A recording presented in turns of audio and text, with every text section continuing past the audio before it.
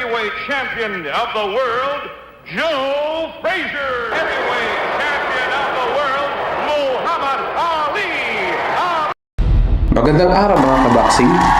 Ako si Philip ng Paga Venture. At ngayong 2025 muling magliliyab ang Araneta Coliseum. Ipinakikilala ko sa inyo ang Thrilla in Manila 2. Isang makasaysayang gabing handog ni Manny Pacquiao at IBA Pro.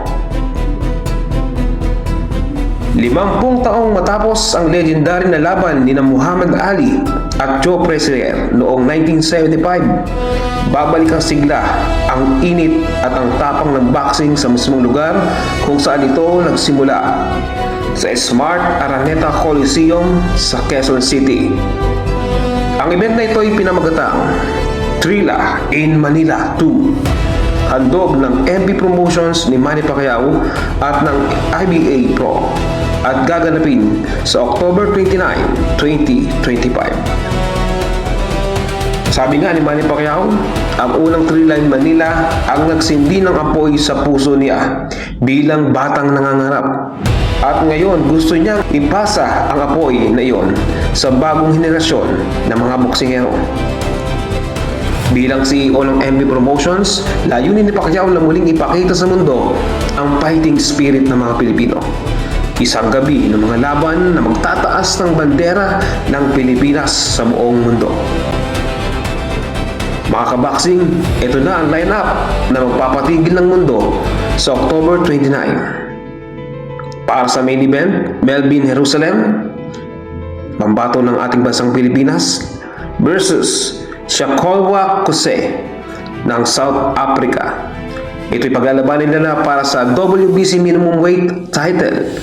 The Lightning Hands ni Jerusalem laban sa Pressure Style ni Kuse. Siguradong apoy sa ring. Kasama din dito ang laban ni Nico Ali Walsh, apo ni Muhammad Ali, versus Kitisak Clinson ng Thailand. At ito'y gaganapin sa parehong arena kung saan naging alamat ng lolo niya 50 taon na po ang nakalilipas. Fighting in Manila is a dream come true. Ito po ang sabi ni Walsh na apo ni Muhammad Ali. Para sa co-main events, Marlon the Nightmare Tapales versus Fernando Toro ng Venezuela. Isang matinding 10-round slugfest, katawanan at lakasan. Kasama din dito si Carl James Wonderboy Martin versus Aran Dipaen ng Thailand. Undefeated record on the line, explosive power versus toughness. Nandun din po si Yomir Marshall, Olympic bronze medalist, magbabalik sa pro ring, dala ang lakas at tapang ng Pinoy Olympian. Ganon din si Eman Bacosa ng Davao's Rising Star. 10-0 record, bilis at tikas ng batang Mindanaoan. Ngayon, ang Thrilla in Manila 2 ay hindi lang laban, kundi pagpupugay sa kasaysayan ng boxing at sa tapang ng bawat Pilipino. Kasama ng IBA Pro na layuning dalhin ang boxing sa bagong yugto ng global entertainment at ng MP Promotions na nagbibigay daan sa mga batang talento. Ito ang gabing mag-uugnay sa nakaraan at sa kinabukasan ng sport. Kaya nga mga kaboxing, ito ang pagkakataon nating ipakita sa buong mundo na sa bawat suntok ng Pinoy, may puso, may dangal at may apoy ng pagkakaisa. Ang Thrilla in Manila 2 ay hindi lang laban sa ring, ito'y laban ng lahing Pilipino para sa karangalan.